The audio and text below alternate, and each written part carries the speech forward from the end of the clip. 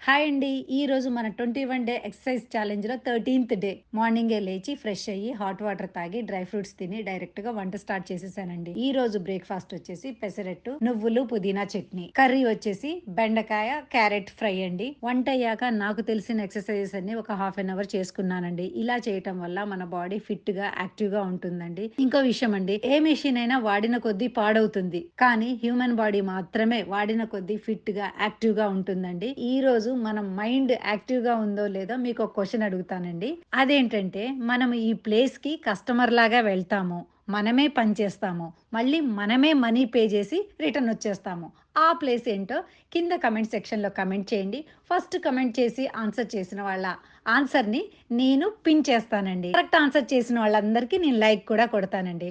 So, ఇలా ఈరోజు నా వర్కౌట్ సెషన్‌ని కంప్లీట్ చేసుకున్నాను. నెక్స్ట్ మీరే చేసేసి కింద కమెంట్ సెక్షన్‌లో కమెంట్ చేసేసేయండి.